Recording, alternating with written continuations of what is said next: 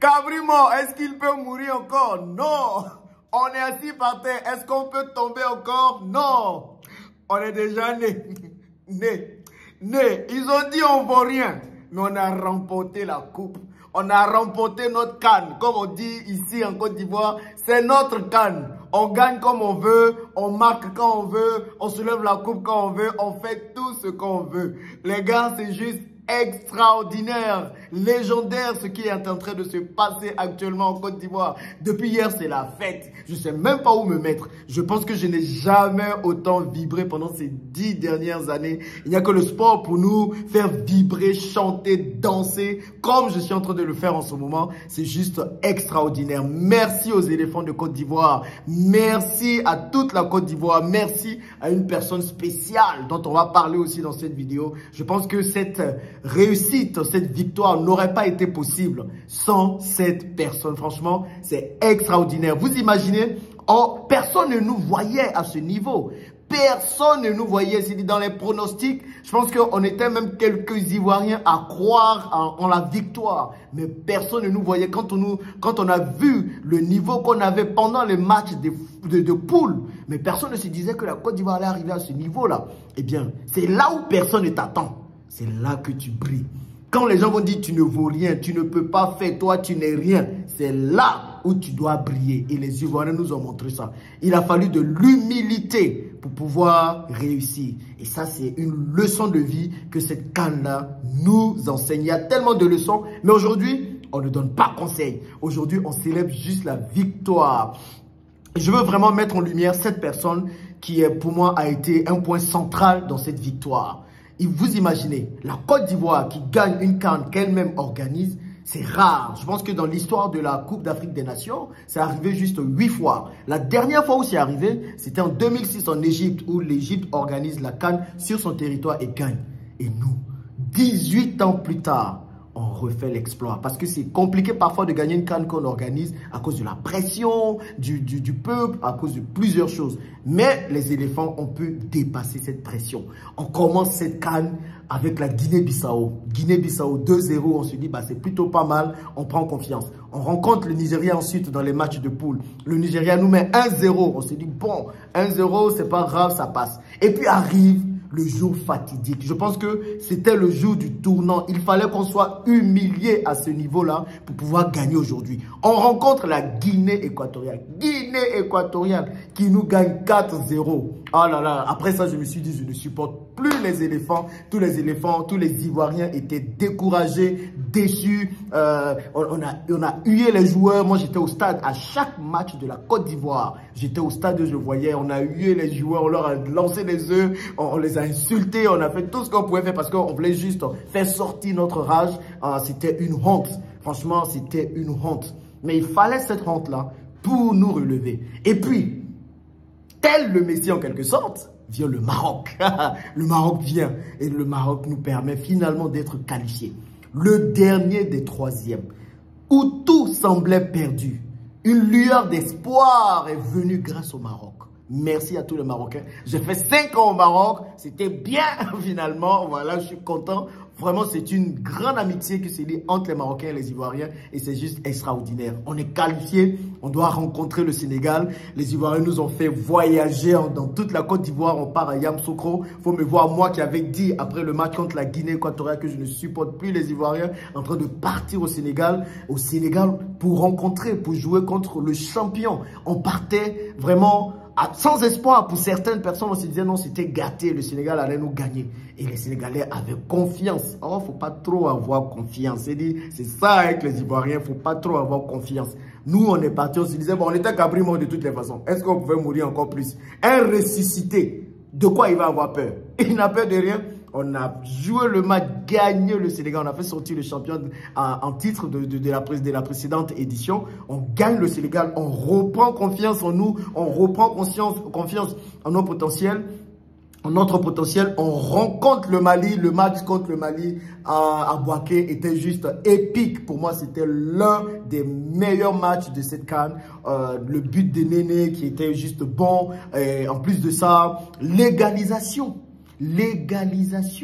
Franchement, l'égalisation à la 89e minute, on ne s'attendait pas à ça. Où tout semblait perdu, pile, égalisation. Les amis, je peux vous dire, c'était des émotions. Et ensuite, prolongation à la 120e minute. Deuxième but de la Côte d'Ivoire, on mène 2-1. 2-1, vous savez, c'est mon score favori. À chaque fois que je faisais des pronostics, c'était 2-1. Et c'est marrant que ça arrive pile poil 2-1. Et ensuite, on rencontre après le Mali, la RD Congo, la République démocratique du Congo. Bon, c'était un match intéressant, très bien. Les Congolais ont bien joué. Je pense qu'on a mené le match. On a plutôt mérité de gagner ce match. Ensuite, en demi-finale, on passe à la finale hier contre le Nigeria, une équipe plutôt solide qui pouvait nous faire trembler, mais on a fait trembler le Nigeria. Fallait être au stade pour sentir. Le Nigeria était fébrile. Moi-même, je vous dis, j'avais peur quand on voyait le Nigeria son jeu. On se disait, bon, le Nigeria quand même peut faire quelque chose. Mais on a mené le match contre le Nigeria et c'est la victoire. Aujourd'hui, cette victoire, c'est pour tous les Ivoiriens. Et c'est ce que j'aime dans cette victoire, c'est ce que j'aime dans cette CAN. Finalement, les Ivoiriens ont mis de côté toutes leurs différences. Que tu sois du nord, du sud, de l'est, de l'ouest, on s'en fout de tout ça du centre. On est tous Ivoiriens aujourd'hui, derrière les éléphants, un et indivisible. Et c'est ça qui est super, c'était émouvant. Lors de la cérémonie de clôture, de voir finalement le président Alassane Ouattara pleurer. Je vous assure, il pleurait quand Haller venait lui faire un câlin en quelque sorte, ou quand il prenait la coupe quand il faisait la parade de la coupe. C'était juste extraordinaire, beaucoup d'émotions, de frissons pendant cette finale. Franchement, cette CAN est la meilleure CAN que l'Afrique ait connue jusque-là. En fait, c'est indiscutable. Et pas forcément qu'au niveau de l'organisation. Cérémonie d'ouverture, top. Cérémonie de clôture, top. Qualité de l'ambiance, top. Hospitalité, top. Humilité, top. Tout était là. L'Ivoirien, en réalité, c'est la vibe. Vous comprenez, c'est la vibe. C'est pas juste l'organisation. C'est pas juste ça qui fait une CAN. Mais c'est la vibe, c'est l'ambiance. L'Ivoirien est un peuple joyeux, est un peuple heureux, est un peuple accueillant. Et tout ça, ça a joué pour cette CAN qui était la meilleure. Merci aux éléphants. Merci au président Alassane Ouattara pour ce niveau d'organisation. Mais on peut remercier tout le monde. Mais on ne peut pas oublier une personne. Merci à Emers Faé. Faé, qui es-tu? Faé, qui es-tu? Emers Faé, merci beaucoup. Tu es l'homme de cette CAN. Tu n'es pas juste le meilleur coach de la CAN, mais tu es le meilleur coach du monde mondial, Faé. Faé, tu nous as fait vibrer. Faé, tu étais dans l'ombre. Faé, tu as récupéré une équipe qui était déboussolée après son match contre la Guinée équatoriale. Mais tu as relevé cette équipe. C'est juste extraordinaire, épique ce que tu as fait. Tu nous montres enfin une fois qu'on peut être local, on peut être africain et pouvoir entraîner une équipe africaine jusqu'à la victoire. Tu nous montres enfin, Faé, que c'est possible. Là, aujourd'hui, la FIF, la Fédération Ivoirienne de Football, et les autres fédérations de football des autres pays africains doivent comprendre que des Africains peuvent sélectionner leurs équipes, entraîner leurs équipes et les mener jusqu'à la victoire. Pas besoin d'étrangers pour faire cela. Et ça, c'est une grande leçon. Ayons confiance en nous-mêmes. Et Faé le montre. Faé, tu mérites les 108 millions de francs CFA de salaire par mois. Faé, si tu n'as pas ça, nous-mêmes, on va cotiser pour que tu aies ça. Parce que tu mérites. C'est dommage que lorsque ce sont des étrangers, ils soient payés des sommes faramineuses, alors que quand ce sont des locaux, on leur donne des petits 2-3 millions pour le même travail. Ce n'est pas normal. Ce n'est pas normal. Et bravo à toi. Franchement, j'ai des frissons quand je dis le nom de Faé. Je suis quelqu'un d'habitude, je ne vais pas avoir des idoles et tout, mais Faé aujourd'hui là, franchement, j'ai beaucoup d'admiration pour toi. Tu le mérites. Donc, on va faire même une émission spéciale sur Faé, les amis. C'est important parce que beaucoup d'entre vous ne connaissent pas son histoire. L'histoire de cette victoire de la Côte d'Ivoire à cette CAN est un peu l'histoire de Faé. Faé qui était joueur, qui a dû abandonner le football à cause d'un problème au cœur. Après cet abandon, il est passé par des moments difficiles, très difficiles. Il a plongé, il a sombré, même dans la dépression. Et aujourd'hui, il est à la lumière. Il est à la lumière. De la même façon, il a fait monter la Côte d'Ivoire à la lumière. Il avait les bons jeux techniques, la bonne stratégie, la bonne organisation technique sur le terrain, les bons remplacements. C'est-à-dire, jusqu'à la dernière minute, le gars, il faisait les remplacements. Nous, on attrapait notre tête. On dit, mais Faé, qu'est-ce que tu fais? Lors de la finale, il fait sortir Seko. On dit, mais tu le fais sortir Seko. Pourquoi? Seko n'était pas content, mais c'était de bons changements. Bah, c'est parce qu'on a gagné qu'on trouve ça bon finalement. Mais il a bien fait le boulot. Franchement, bravo à toi. On va faire une émission spéciale sur Faye. On va faire une émission spéciale aussi sur cette CAN. Franchement, pour moi, c'est la CAN de toutes les surprises. C'est la CAN de tous les superlatifs. Extraordinaire, humble, tout ce que vous voulez, en tout cas, mettez dans les commentaires. C'était une très belle CAN selon moi. Et franchement, la Côte d'Ivoire mérite de gagner cette CAN-là.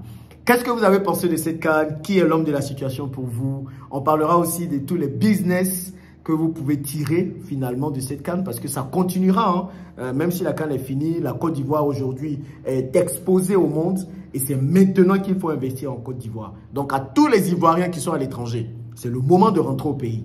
Parce qu'après, ce sera trop tard. Rentrez maintenant au pays, prendre vos places. Tout le monde viendra ici. Donc, maintenant, venez investir, prendre vos places. Je le vois déjà pour que demain, vous ne pleuriez pas. Et puis, à tous les Africains qui sont déjà en Côte d'Ivoire, bah, on a hospitalier, on vous accueille. Et tous les autres qui veulent venir, on sera obligé aussi de vous accueillir en tout cas. Bravo aux éléphants, bravo à la Côte d'Ivoire. Je suis très content, je pense que je n'ai jamais été autant excité. En tout cas, c'est la Côte d'Ivoire qui gagne, c'est l'Afrique qui gagne. Soyons un et indivisibles et puis soyons hospitaliers les uns envers les autres en Afrique. Plus que ce que le sport nous demande de faire. Et je pense que l'Afrique ira loin. L'Afrique une et indivisible, tel est mon rêve. Et on va y arriver. Allez, merci à vous et on se retrouve dans une prochaine vidéo. À plus.